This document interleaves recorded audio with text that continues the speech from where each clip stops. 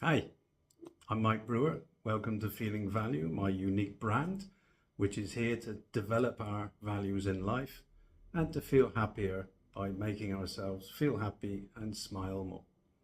And subject today is stress overwhelm, stress burnout, whatever you like to call it.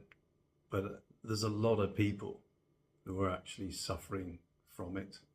I'm sure you know someone, even if it's not yourself, but then it could be yourself. Yes, and it's difficult to deal with. Life is what it is.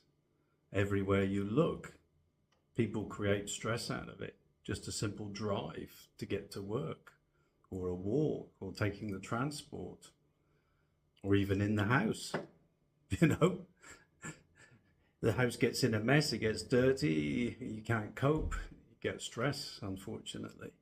Um, but a lot of it is in our mind. And the reason is we have thousands of thoughts every day. In our waking moments, it can actually be up to 60,000. That's one per second. The research also shows that up to 75% are negative. And you know why they're negative? Is because of our history as people. We had to defend ourselves. So all of this negativity is actually warnings. Protect yourself, be careful, don't get killed. Yeah, it literally comes from Stone Age days, tribal days. So it's not something that we're ever going to stop. Those thoughts are going to keep coming, but they are our thoughts produced from our inner self, which is based on experiences and what is going on around us and our awareness and perception of things. So what if I said to you that a thought diet might help? If we could reduce the quantity of those thoughts somewhat. Yeah? The basic thing is when you get a thought, acknowledge it. Listen to what it says. Try and understand quite quickly. I'm not talking a long process here. Something comes to your mind and you think, yes, okay, thank you, but I'm not going to do anything about it. But then something else comes up and you do need to do something about it. And you say, yeah, okay.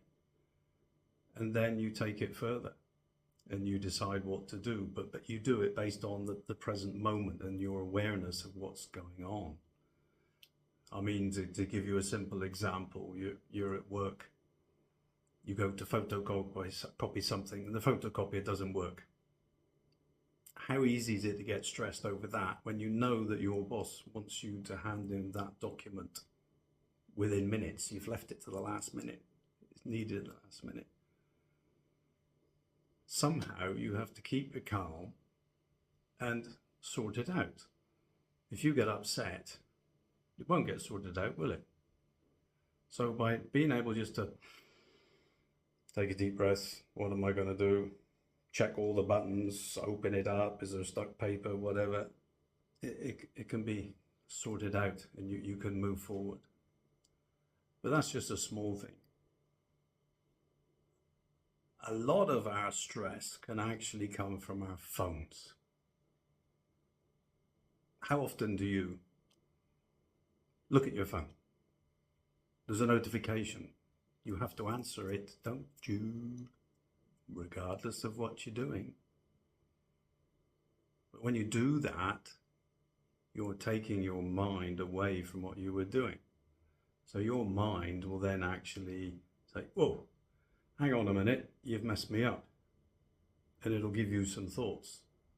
And those could well be negative. So if you've seen something in that notification which is not so helpful, what's going to happen? It will snowball and get worse. So how about reducing your notifications? What would that do to you? Recently I was at a funeral Now, obviously, a very somber event, and you're paying your respects to somebody and the people who are close to it. Do you know how often mobile phones rang? Or there was a ding, a notification. What does that tell you? I'm sorry, but for me, that's not very good. It shows you, or sorry, those people, as not having enough quality in their life to pay their respect. Now, in this photo, that's what's prompted me to put those candles as a little sign of peace. And then a picture of the mobile. And I'm going to suggest to you, pick one of your apps that you get lots of notifications from. Silence it for 2 or 3 hours. And then when that time is up, go and have a look. What did you miss?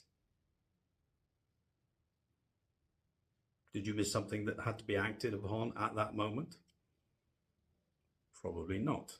But unfortunately, the way social life has got, if you've got a message from someone, that person expects a reply. And they expect it instantly. So it's a matter of choice.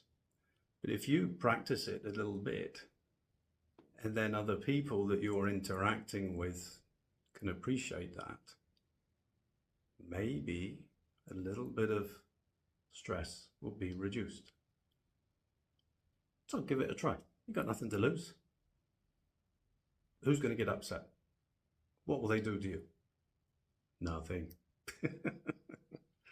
So yeah, I feel I've rabbited on a bit, but I would like you to have better thoughts and reduce thoughts and to feel happy and smile some more. So have a little trial at reducing the notifications on your phone. Please. Bye.